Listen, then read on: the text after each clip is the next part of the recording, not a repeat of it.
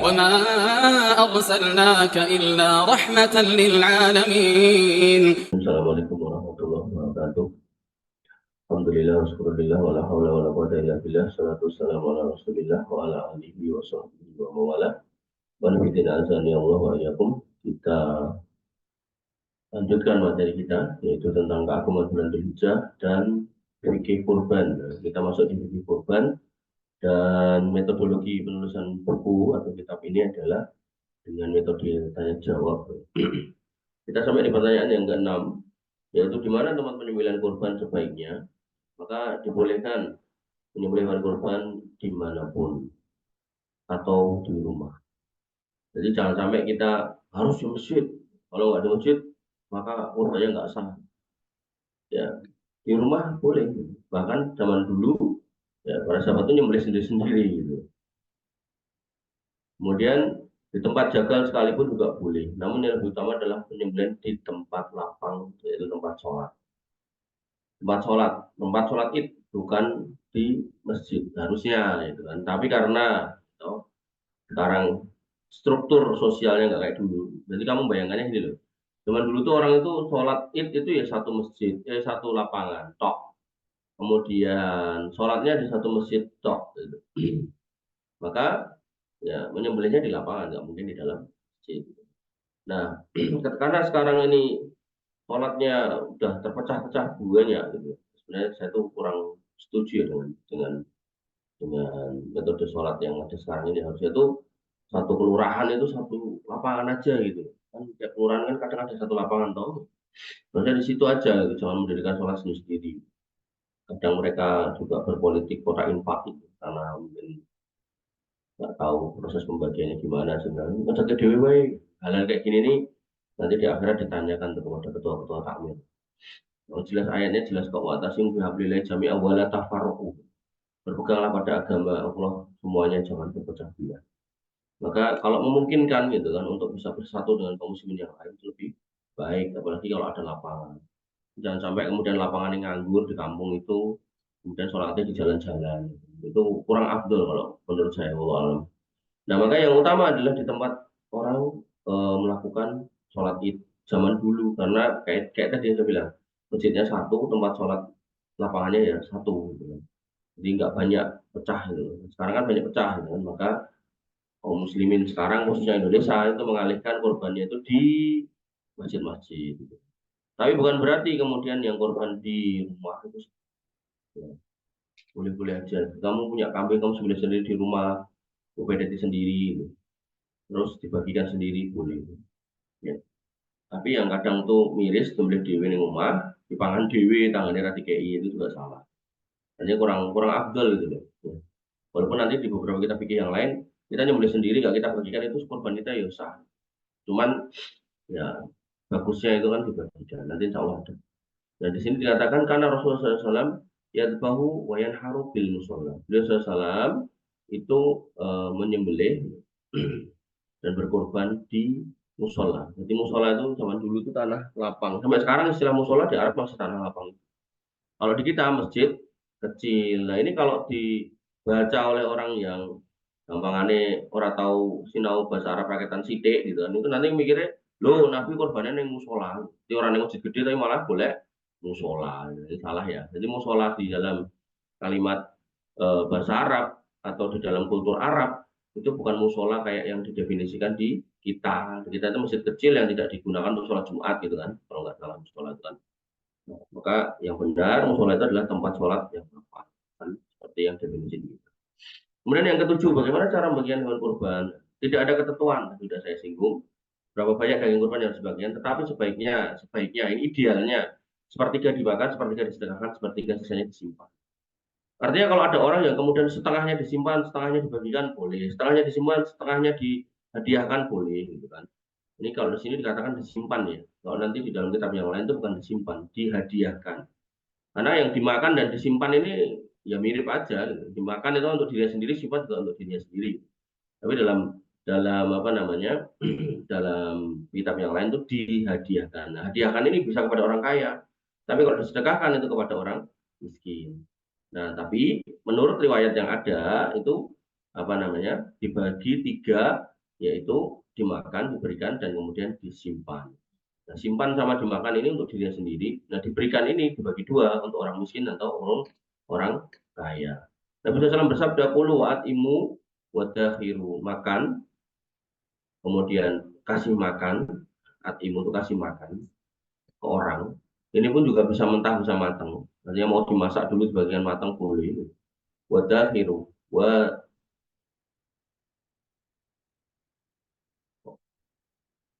Ini macamnya piye ya, ini alif ini. Wadakhiru. Ini alifnya ini apa bacanya ya? Eh? Salah tulis ya. Mengenai wadakhiru, maka simpanlah. Nah, simpan dan makan ini satu paket ya.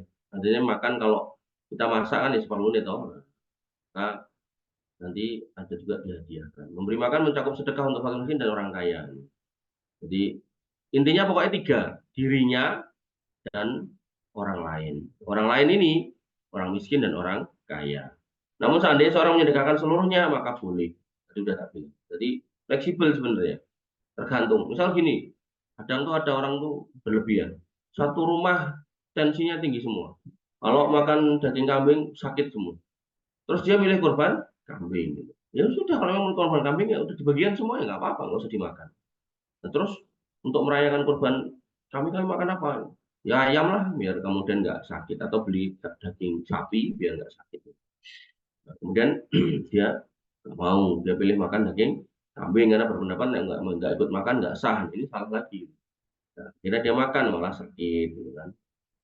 Oke, muncul rumus gitu kan. Kurban marahi tensi tinggi. Ya, nggak boleh kayak gitu ya. Jadi syariat itu ada bukan untuk kemudian mengacaukan kehidupan kita. Justru itu ada menjadi berkah orang lain atau kita. Artinya kalau nggak jadi berkah buat kita, jadi orang berkah untuk orang lain. Dan kemudian paling nggak minimal ke kita ya, lebih kepada pahala dan juga barokah, dalam artian barokah yang bukan dalam konteks sekarang itu dalam artian makan dagingnya, tapi barokah yang lain, mungkin rezekinya tambah dan seterusnya gitu. Jadi jangan sampai kemudian kita punya pikiran yang sempit ya dalam memahami syariat. Namun seandainya seorang menyedekahkan seluruhnya maka nggak apa-apa. Berdasarkan hadis dari Ali bin Abi Thalib, beliau berkata, "Amaroni Rasulullah SAW an aqwama ala budni." Nabi SAW pernah memerintahkan padaku untuk mengurusi kurbannya. Mengurusi kurbannya Nabi SAW. Wa anta saddaqa bilhumiha, dan untuk menyedekahkan daging-dagingnya, wa juludiha, dan kulit-kulitnya. Nah ini banyak takmir itu yang keliru ya. Kulitnya dijual, ini nggak boleh.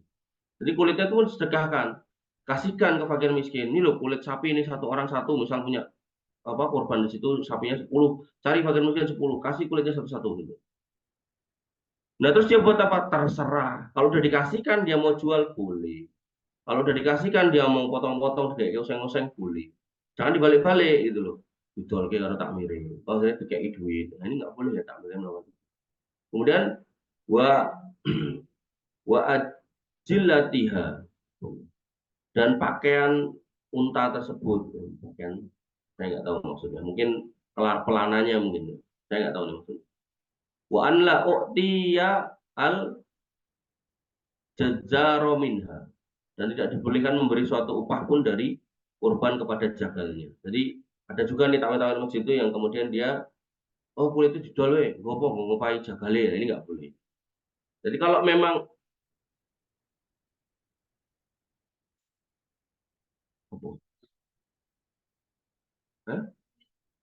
oke,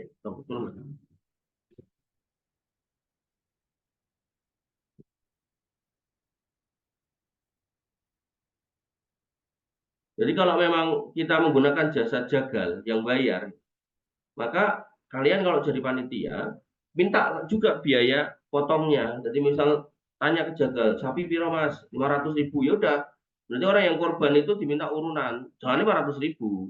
Kan itu satu sapi kan 7 orang, 100-100, jadi 700.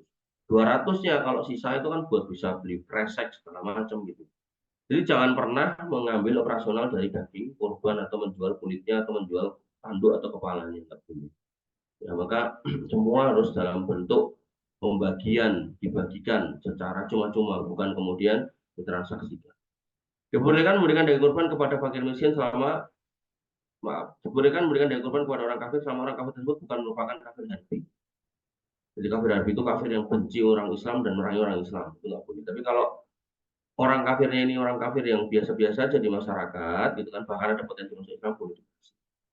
Kita dibolehkan memberi daging kurban kepada orang kafir muahid, baik karena statusnya sebagai orang miskin, kerabat, tetangga, itu karena dalam rangka menarik simpati mereka. Muahid itu dia ada di dalam satu negara dan dia mendapatkan jaminan keselamatan dari negara.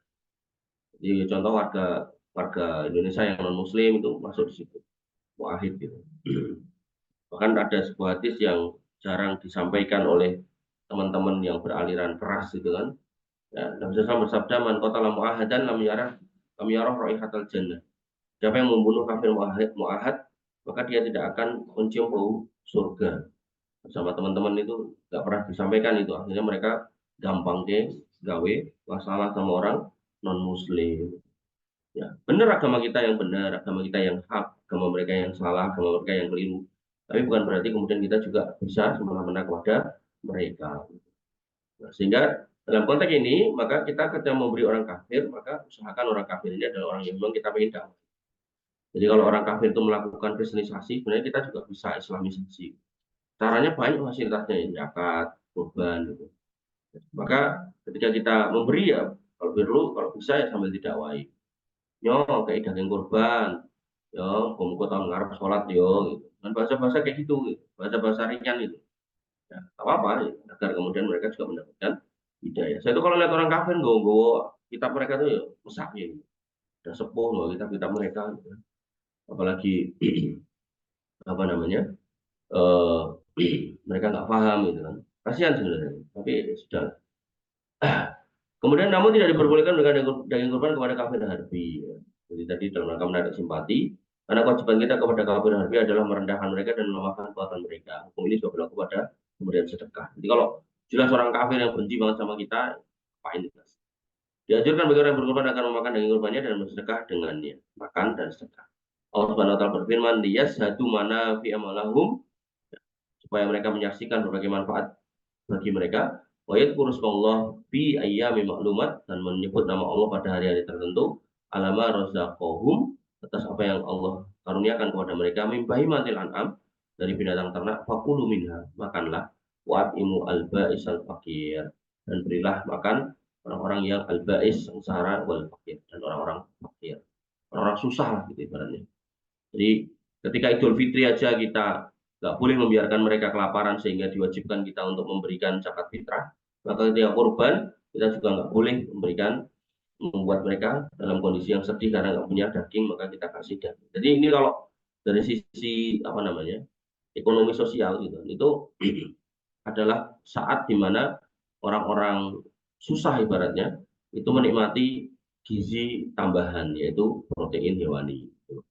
Jadi Islam tuh sampai seperti itu mikirkan kesejahteraan manusia. Karena kalau sampai kurang gizi, ya itu cilik namanya stunting. Stunting akhirnya susah tumbuh, bahkan nanti akan ada gangguan-gangguan tertentu. Maka dengan makan daging ini diharapkan itu ada gizi-gizi yang terpenuhi karena ada beberapa unsur yang memang nggak bisa kita dapatkan kecuali dari binatang. Allah Ta'ala. Kemudian diperbolehkan menyimpan daging kurban sampai waktu yang lama, selama masih enak dimakan. Kecuali jika kurban disembelih pada saat-saat kelaparan, maka tidak boleh menyimpan daging kurban lebih dari 3 hari. Berdasarkan hadis dari Salamah bin Al-Aqwa radhiyallahu anhu. Jadi kalau kamu punya freezer, kamu taruh freezer dalam rangka untuk mengawetkan dagingnya, atau di daerah-daerah tertentu itu ayam mutasrik ya, itu tasrik itu artinya mendendeng gitu kan. Maka ada sebagian orang yang kemudian didendeng dagingnya itu boleh ya, disimpan sampai setahun, boleh, tidak ada masalah. Beda kayak zakat fitrah. Zakat fitrah itu dikumpulkan dan harus dibagikan sebelum khotib naik mimbar. Makanya takmir masjid itu nggak benar kalau kemudian mengumpulkan zakat fitrah kemudian bagi ini nanti habis sholat id. Ya, kecuali nih, misal nih takmir masjidnya tempat Yahya nih udah punya target nih si Fulan. Nah si Fulan ternyata baru nggak di rumah. Kemudian udah deal, Pak, saya mau nganterin zakat fitrah buat jenengan 1 ton beras. Ini jenengan nggak di rumah. Kira-kira jangan dua kapan? Oh nanti mas, apa Idul Fitri hari kedua saya baru nyampe rumah. Oke, kita akadkan sekarang ya, nanti serah terimanya nanti Idul Fitri itu boleh. Tapi kalau dari awal dia, wah kosong rana saya dongke, nanti wes sambil jalan ya, barboto ya rapopo, ini nggak boleh ya kayak gitu. Maka beda dengan daging kurban. Daging kurban disembelih di tanggal 10, 11, 12, 13 Nah, ngedum kene ya, sampai kok ngedum kene, apa namanya? Ketika kamu udah dapat dum-duman pembagiannya, maka kamu simpen sampai setahun yang akan datang nggak apa-apa, selama nggak rusak, selama tidak ada kelaparan. Tapi kalau ada kelaparan, ada bencana, maka nggak boleh lebih dari 3 hari. Nabi SAW bersabda, "Man doha minkum fala yusbihna ba'da salisatin." Barang siapa yang berkurban, maka tidak boleh ada daging kurban yang masih tersisa di rumahnya setelah 3 hari. Wa fi baitihi minhu syai'un, dan di rumahnya tidak boleh ada sesuatu apapun dari daging itu yang tersisa. Malam maka amul mukbil, maka kemudian tahun berikutnya, qalu, para sahabat bertanya, ya Rasulullah, naf'alu kama fa'alna amil madi, apakah kurban hari ini harus dilakukan sebagaimana kurban yang dulu, yaitu nggak boleh lebih dari 3 hari. Qala, kata Nabi SAW, kulu atimu wadahiru, makan, beri makan dan simpan, simpan boleh disimpan. Kemudian fa'in dzalikal am karena binnasi jahdun, pada tahun yang lalu itu manusia itu sedang dalam kondisi kesulitan, fa'aratu anta'inu fiha, dan aku pengen menolong. Wanifidina azan ya Allah ya. Di sini kelihatan banget bagaimana Nabi SAW itu orang yang cerdas ya. Walaupun memang Nabi SAW itu nggak bisa membaca, tapi beliau SAW itu orang yang cerdas. Jadi kalau dalam teori ekonomi itu namanya ekonomi makro, bagaimana sesuatu itu tidak boleh terkumpul pada orang kaya, maka harus segera dikeluarkan. Ya, kalau uang ya bentuknya sedekah, bentuknya infak, zakat, sedekah, infak. Gitu. Tapi kalau daging ya bentuknya ya dibagikan dagingnya. Ya, ini orang cerdas, benar-benar cerdas. Dan dalil ini dikutip nih dalam ilmu-ilmu ekonomi Islam. Maka bersyukur kalian jadi orang Islam. Nah, jangan sampai kemudian kamu berpikir untuk mencari agama selain Islam. Harusnya orang Islam itu bangga dengan Islam, belajar Islam itu. Karena kita belajar setiap hari sampai kita mati, insya Allah kita ya masih ada aja yang kurang, gitu. Masih ada aja yang keliru, masih ada aja yang harus kita tambahi dari ilmu itu. Jadi jangan pernah merasa puas ya, aku mau kitab 30 kok, pinter dewi sak dunia, enggak ya. Jadi saya itu ya kadang miris ya ndelok orang-orang yang ngaku Habib gitu kan, kemudian dia berdakwah dengan menjual agama, ya, lemah renek kuburan itu kayak kuburan gitu kan, dalam rangka untuk nyari sumbangan gitu kan. Gitu, nyari sumbangan ya untuk memperkaya diri mereka sendiri gitu. Kemudian menyuruh masyarakat untuk mencintai kuburan itu gitu kan. Padahal Nabi SAW mengatakan la tattahidu kubri aidan, jangan kalian jadikan kuburan itu sebagai hari raya gitu. Kama ittakhadhu al-yahud wan nasara, bagaimana orang Yahudi dan Nasrani melakukan itu gitu. Ittakhadhu kubur anbiya'i masajida, yang mereka menjadikan kuburan para nabi-nabinya dan wali-walinya itu sebagai masjid-masjid tempat ibadah gitu kan. Nah, Habib yang membantah, kita di kuburan itu tidak sujud, kita di kuburan itu cuma berdoa. Faktanya sujud kok, gitu. Cari aja di Google, mereka itu sujud di hadapan kuburan. Bahkan ada yang sholat menghadap kuburan. Gitu. Nah inilah yang kemudian kita tuh miris itu. Harusnya pergerakan mereka itu tidak sekitar itu, gitu. Tapi seperti yang dicontohkan Nabi SAW, yaitu pertama dari sisi tauhid, kemudian yang kedua, kekayaan itu justru bukan dipegang tapi disebar gitu loh kepada kaum muslimin yang susah. Bukan kemudian memperkaya diri sendiri dengan cara-cara menjual agama seperti itu. Kakeknya nggak pernah nyontohin gitu. Kakeknya itu malah nyontohinnya itu kalau punya harta itu udah didongki. Sampai Nabi SAW itu nggak pernah sholat, nggak khusyuk itu karena masih menyimpan harta sodako segede jari emas, emas segede jari. Gitu.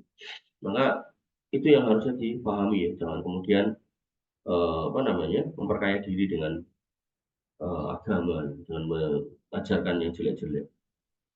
Yang kedelapan, boleh patungan untuk unta sapi, lalu berapa orang maksimal patungannya? Seekor unta boleh patungan untuk 7 orang dan maksimal 10 orang. Unta ya, unta.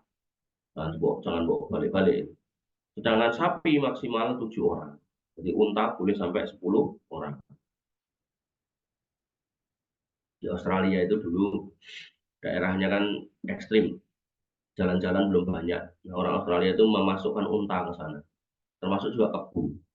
Nah, kemudian yang terjadi, akhirnya mereka udah bangun jalan, akhirnya unta itu nggak terlalu dibutuhkan untuk transportasi, dilepas liarkan. Akhirnya banyak unta yang liar, jumlahnya ribuan.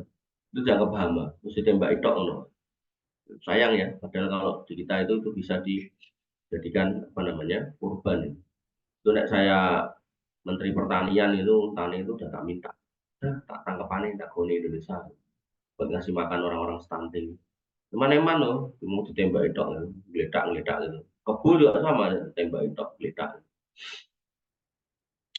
Maka dari Jabir bin Abdullah radhiyallahu anhu berkata, Nahar nama Nabi SAW, kan pernah menyembelih bersama Nabi SAW, Amal Hudaybiyah, pada waktu tahun Hudaybiyah, yaitu al-badanah, seekor unta, ansaba'in, di sengkuyung 7 orang, wal bakor ansaba'atin, dan balkoroh, si sapi, di sengkuyung 7 orang juga. Nanti ada orang yang pakai dalil ini, loh maksimal 7 orang di sini kok jadi 10, banyak ceritanya. Nah ini, riwayat Ibnu Abbas radhiyallahu anhu. Kunna ma'ana Nabi SAW bin safarin, kami waktu itu bersama dengan Nabi SAW dalam suatu safar, fahadorul adha, kemudian datanglah atau tibalah Idul Adha, wastarokna, kemudian kami ikut fil baqarah dalam kurban sapi sab'atun 7 orang, wafil juzuri asratun, dan untuk seekor unta 10 orang. Jadi dalil yang kedua ini jarang disampaikan, sehingga akhirnya di kajian-kajian unta dan sapi itu cuma 7 orang. Ya, yang benar adalah dalil yang pertama ini umum, yang kedua ini mengkhususkan lagi taksisnya, kalau unta itu bisa sampai 10. Allah. Sekali lagi unta ya, bukan sapi, bukan apa. Kemudian yang ke-9, apakah binatang untuk korban dan akikah itu harus jantan atau boleh betina? Nah, ini menarik nih. Ini saya benar-benar pernah mengalami nih perdebatan sengit di sini gitu, di apa tentang tema ini. Gitu. Sampai ada yang kemudian berfatwa korbannya nggak sah. Gitu. Maka di antara kesalahan sebagian kaum muslimin adalah merasa tidak enak atau merasa bersalah kalau berkorban atau akikah dengan binatang betina. Padahal dibolehkan, baik betina atau jantan, bahkan mungkin betina yang gemuk lebih afdal daripada jantan yang kurus, namun yang lebih utama adalah jantan yang gemuk. Ini harusnya tambah ini, jantan yang gemuk. Jadi kalau gini loh, orang-orang kita itu kurban itu harusnya yang paling utama. Maksudnya gini, kalau memang ada sapi gede harganya 40 juta, ya tinggal ditawarkan ke jamaah, ayo siapa yang mau mengkuyung, anggaplah 42 juta, gitu. Berarti kan satu orang 6 juta, gitu. Pas dapat sapi satu. Tapi di kita tuh nggak gitu, kurban sapi itu dihitung berdasarkan kurban kambing. Kambing satu ekor berapa? Oh, 3 juta. Berarti nek sapi yo paling murah 3,5 gitu. Ditambah sidik gitu. Ini keliru gitu. Akhirnya begitu ditambah sidik, berarti kan 23,5 dikali 7 itu berarti kan 21 sama 3,5, berarti 24,5. Ternyata harga sapi ini itu 30 jutaan. Kan akhirnya nggak dapat sapi jantan yang gede. Nah, solusinya kalau emang kondisi seperti itu, jadikan tapi betina nggak apa-apa yang gede, insya Allah dapat. Nah, waktu itu ada sejumlah takmir yang kemudian mengatakan nggak sah kurban betina dan ngomongnya dengan galak, dengan garang, seolah-olah dia itu benar, padahal lupute kadoan, salah. Nah, sehingga kita luruskan, ada yang menerima, ada yang tidak, gitu kan. Tetap kekeh, gitu kan ya, karena mainnya kurang jauh, membaca kitabnya kurang banyak, gitu. Kayak tadi loh, tentang unta tadi. Nanti ada di masjid-masjid unta itu 7, benar 7 atau 10. Padahal mereka berdebat soal unta 7 atau 10, wong ning kamunge ora tahu enek wong kurban unta. Kudune kan ora tahu enek kurban unta ya ora usah udur soal unta gitu kan. Maka diriwayatkan dari Ummu Kurzin radhiyallahu anha, Rasulullah bersabda, "Anil gulami syatani wa anil jariyah syatun." Untuk anak laki-laki akikahnya itu 2 kambing dan untuk anak perempuan akikahnya 1. La yadurrukum dzukranan kunna am insanan. Ini aku malah baru baca hadis ini. Bahwasanya di sini nggak apa-apa jantan dan nggak apa-apa betina. Ini saya baru baca malah hadis ini. Baru sekarang. Karena yang saya tahu, dulu hukum tentang jantan atau betina itu tidak diambil dari sebuah dalil khusus, tapi dari penjabaran. Jadi Nabi SAW itu selalu kurban jantan, jantan, jantan, jantan, jantan. Nah itu ulama berpendapat itu bukan karena wajibnya jantan, tapi menunjukkan keutamaannya jantan. Kenapa? Karena kurbannya Nabi itu selain jantan, badannya itu harus warnanya hitam dan putih. Nabi itu paling senang itu, terus bertanduk. Nah pertanyaannya, nek kamu mau kurban wedhus gibas, duit tanduk ora? Nah, rata-rata nggak punya, gitu loh. Terus kamu kalau mau korban wedhus gibas, ada warna hitamnya nggak? Rata-rata nggak ada. Enak malah warnanya coklat, mergo ora tahu didusi gitu kan. Nah, maka ketika seorang yang berpendapat harus jantan berdasarkan dalil itu, harusnya dia juga mengharuskan ojo mbok tompo kurban wedhus gibas nek warnane putih kudu enek irenge, termasuk jangan kamu terima kalau kemudian nggak punya tanduk, kan sulit itu. Akhirnya mempersulit diri kan, itu nanti akhirnya jadi kayak Bani Israel. Bani Israel itu ketika diperintahkan oleh Allah, potonglah kambing betina, dia bertanya, betina sing piye? Betina yang nggak pernah buat bajak sawah, nggak pernah bajak sawah piye, sing warnane kuning, kuning piye? Kuning yang kalau dipandang mata itu menyenangkan gitu. Nah, akhirnya kata Allah, hampir-hampir mereka nggak mendapatkan, sulit gitu. Maka ketika kita ngomongkan kurban Nabi, jantan, kemudian ada hitamnya, putih dan hitam, ada tanduk, itu menunjukkan keutamaan gitu. Bukan menunjukkan kewajiban. Sama kayak sholat tahajud. Nabi sholat tahajud sampai bengkak-bengkak. Apakah umatnya juga harus sampai bengkak-bengkak? Enggak. Tapi kalau kamu mau niru Nabi, ya monggo gitu kan.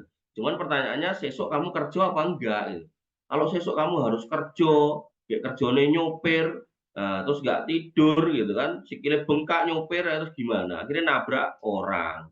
Masih tanya, ini karena saya terlalu khusyuk dalam tahajud, sehingga saya kecapean, sehingga nyopir malah nabrak orang. Ya nggak boleh kayak gitu ya. Maka hal seperti ini harus dipahami dengan penuh apa namanya pemahaman, jangan asal. Makanya bedakan antara orang yang ngaji dan nggak ngaji itu situ.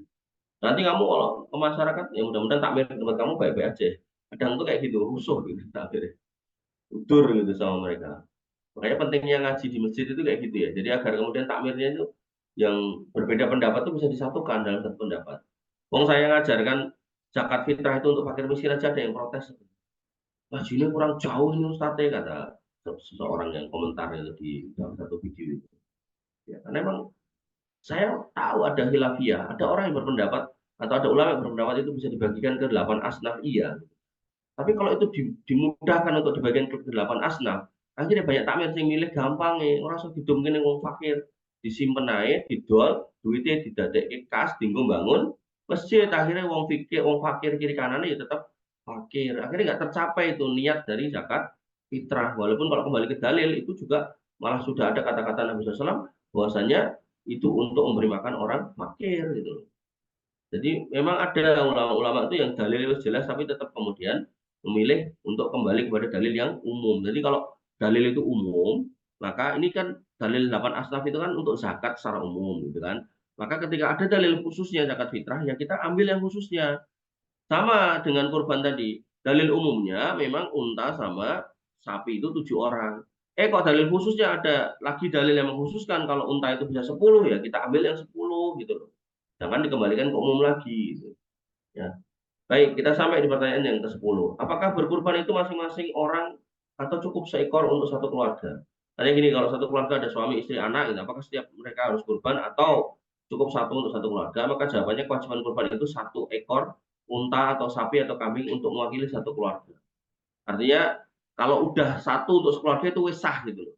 Nah, bukan kewajiban tiap anggota keluarga sebagaimana diriwayatkan oleh Abu Ayyub Al-Ansari radhiyallahu anhu, beliau berkata, karena rajulu fi ahdi Nabi SAW, pada zaman Nabi SAW ada seorang laki-laki yudahi yang berkorban bisyat dan dengan 1 ekor kambing anhu darinya wa an ahli baiti dan dari apa untuk dirinya dan untuk keluarganya kayak puluna wa yutimuna dan mereka makan dan kemudian memberi makan. Ini udah sah. Rasulullah SAW juga bersabda, ya ayuhan nas, wahai manusia, inna ala ahli kulli baitin fi kulli amin udhiyah. Maka setiap keluarga gitu kan sebaiknya atau seharusnya ya berkurban tiap tahun. Di sini dikatakan ala wajib, wajib. Jadi diwajibkan. Makanya ada sebagian ulama yang berpendapat hukumnya wajib. Ibnu Qayyim rahimahullah berkata, di antara bentuk petunjuk Nabi SAW dalam berkurban adalah bahwa satu kambing mencukupi seseorang dan keluarganya walaupun jumlah anggota keluarganya banyak sekalipun. Jadi orang yang anaknya 2 sama anaknya 20 mau korban 1 ekor kambing buat sekeluarga itu sah gitu. Ya.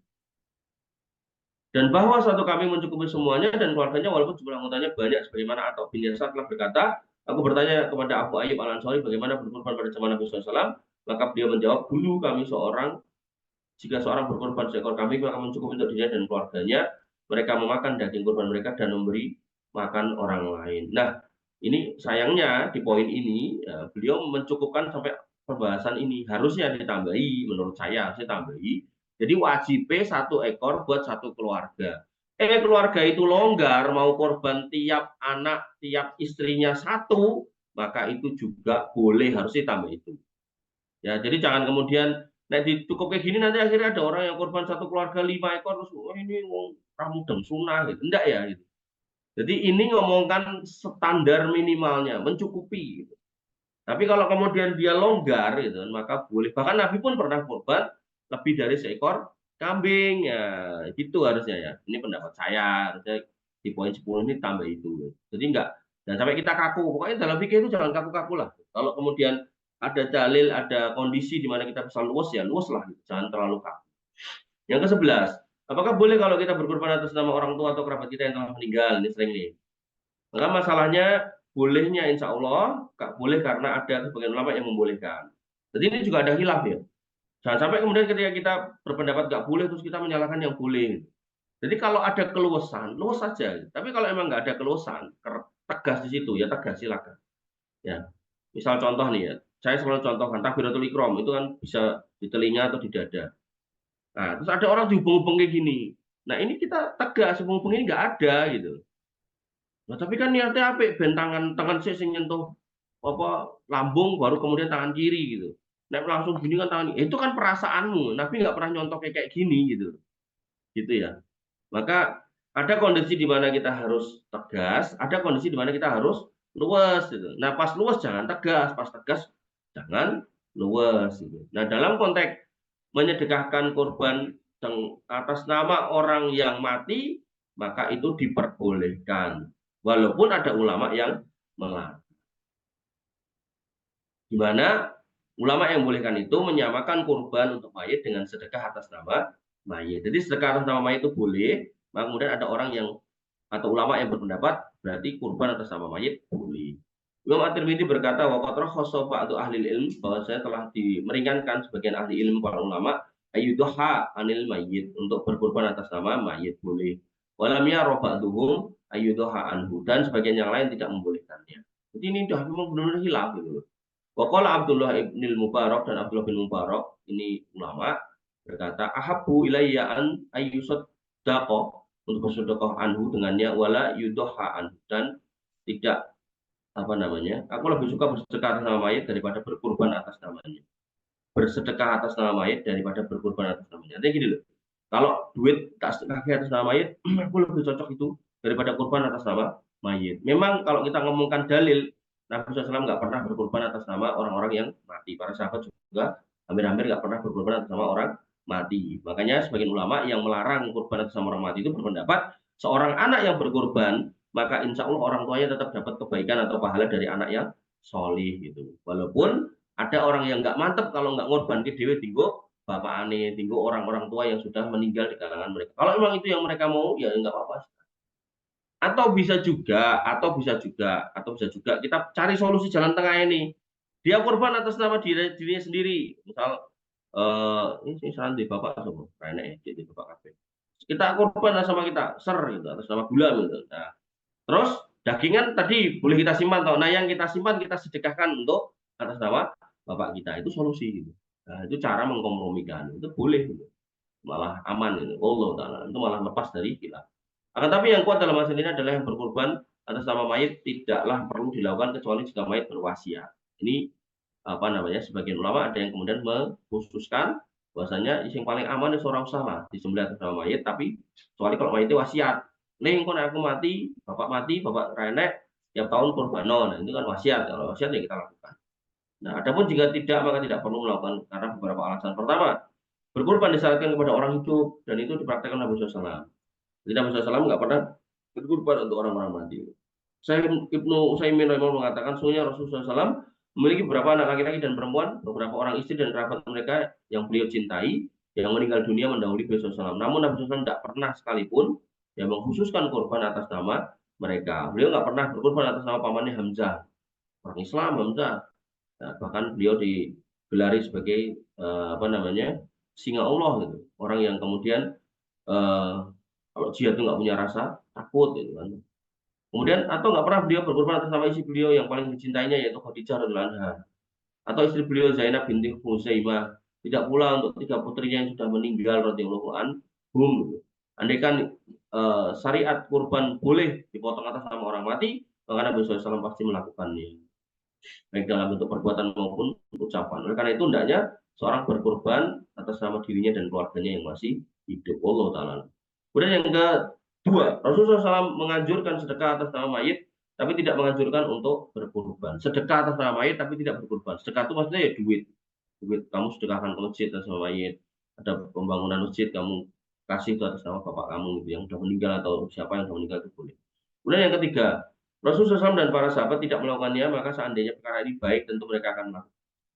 Meskipun demikian, Syekh Utsaimin tidaklah menganggap bentuk berkorban khusus atas mayit sebagai bentuk bid'ah. Beliau mengatakan, sebagian ulama mengatakan berkorban secara khusus atas nama mayit adalah bid'ah yang terlarang, namun vonis bid'ah di sini terlalu berat karena keadaan minimal yang bisa dikatakan bahwa korban atas nama orang yang sudah meninggal termasuk sedekah, dan terdapat dalil yang sahih tentang bolehnya bersedekah atas nama mayit. Jadi beliau walaupun mengambil pendapat atau merojihkan pendapat yang tidak berkorban atas nama mayit, tapi beliau tidak kemudian membid'ahkan orang yang berkorban atas nama mayit. Jadi kalau nanti di kampungmu ada yang korban atas nama bapaknya yang sudah meninggal, jangan mbok marahi, jangan mbok salahkan.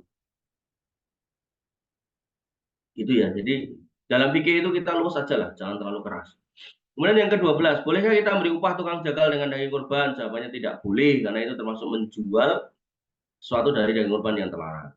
Jadi kita gunakan daging itu sebagai alat tukar jasa dia, nah ini nggak boleh. Oleh karenanya upah harus diambil dari uang yang kita keluarkan sendiri, bukan dari daging kurban yang diambil atau dijual. Adapun memberi hadiah tukang jagal maka boleh, asal bukan sebagai upah. Jadi udah deal nih, berapa satu ekor sapi? 500, kasih 500-nya dulu, terus gue niki kulo paringi daging, ya, itu boleh. Tapi nek 500 toh, daging kan sekilo 100 toh, nyo ini 5 kilo gue upahmu, nah, ini bahasa kayak gitu salah. Walaupun dua-duanya sama-sama memberi daging. Nah, satunya diakatkan sebagai pembayaran itu nggak boleh, satunya sebagai hadiah itu malah boleh. Allah Ta'ala.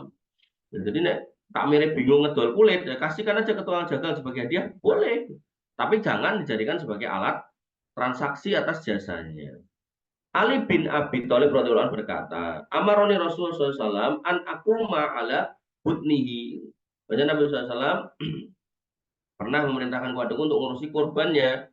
Kemudian atas wa'an atas sedekah, dan kemudian memerintahkan untuk bersedekah bilah miha dengan dagingnya, wa julutiha dan kulitnya, wa ajillatiha dan juga bersedekah dengan pakaiannya, kelananya, wa alla u'tiya al jazara minha, dan tidak kemudian menjadikan daging itu sebagai alat bayar. Qala, kemudian Ali radhiyallahu berkata, nahnu nut'ihi, kami memberinya upah min indina, dari apa yang kami miliki, dari duit kami sendiri.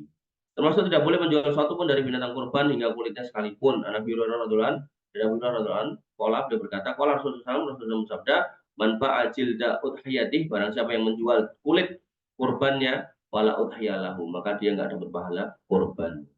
Ancamannya keras. Ini juga baru baca saya di sini.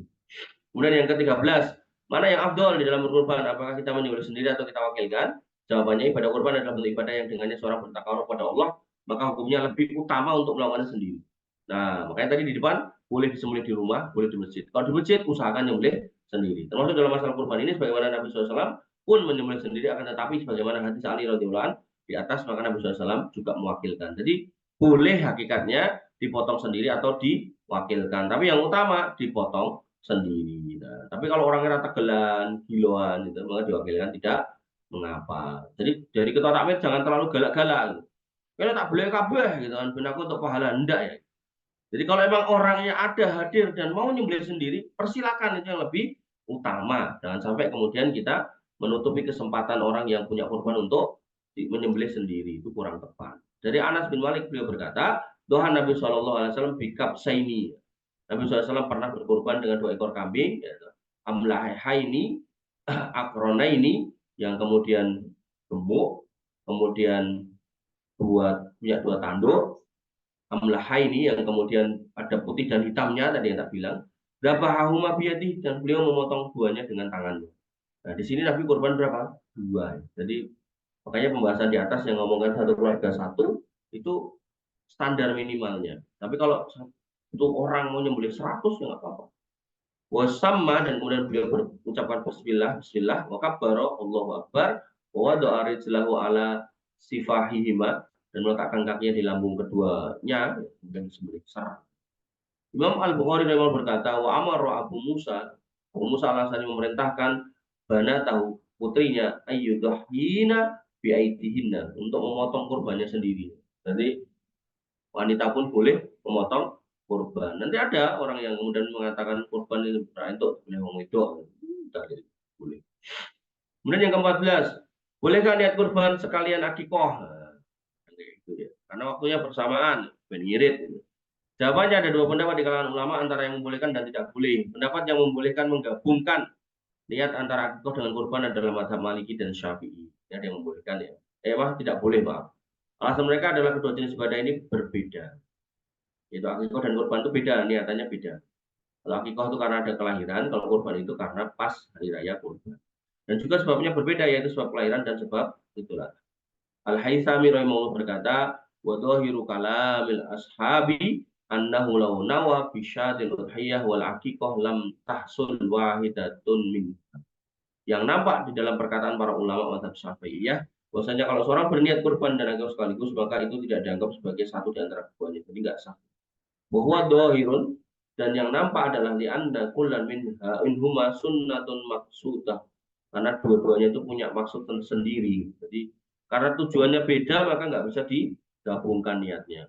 Pendapat yang kedua membolehkan menggabungkan, itu adalah pendapat madhabnya salah satu riwayat dari Imam Ahmad. Demikian juga madhab Hanafi, Al Hasan Al Basri, Muhammad ibn Sirin, Qatadah dan lainnya. Alasan mereka bahwa kurban itu dan akikah itu sama-sama bentuk takarub pada Allah dengan cara menyembelih, maka satu sama lain dengan sama.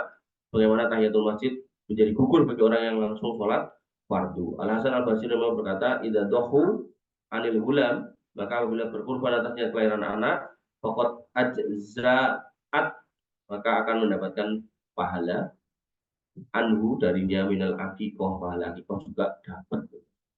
Pendapat yang rojih insya Allah adalah pendapat yang pertama, yaitu tidak boleh digabungkan karena jenis dan sebab ibadahnya berbeda. Nah ini enak nih, jadi tidak langsung ada closingnya. Kemudian yang ke-15, disebutkan hadis-hadis tidak sahih atau palsu seputar hukum kurban. Di antara hadis yang tidak sahih atau lemah dalam hadis kurban atau hadis palsu tentang kurban yang masuk di masyarakat adalah hadis pertama, Nabi Hurairah Rasulullah bersabda, istafrihu dohayakum fa innaha matoyakum alas sirot. Maka perbaguslah hewan kurban kalian karena dia akan menjadi tunggangan kalian melewati sirot. Ini hadis yang dhaif. Jadi ada orang yang bikin hadis yang kurang tepat. Demikian pula dengan lafaz yang lain, ya, yang tidak ada asal usulnya, yaitu azimu dohayakum fa innaha alas sirot matoyakum. Perbesarlah, jadi makin besar makin baik karena dia akan menjadi tunggangan kalian untuk melewati sirot. Ini tidak tepat karena hadis yang betul. Kemudian Al-Hafidz Ibnu Hajar Al-Asqalani setelah bahkan hadis-hadis ini beliau berkata, lam arahu, aku nggak pernah melihat sanadnya. Wasabaqahu ilaihi fil wasit. Hadis ini ada di dalam Al-Wasit karya Al-Ghazali. Wasit karya Al-Ghazali. Wasabaqahuma fin nihayah, dan hadis ini juga ada dalam kitab An-Nihayah karya Imam Al-Juwaini.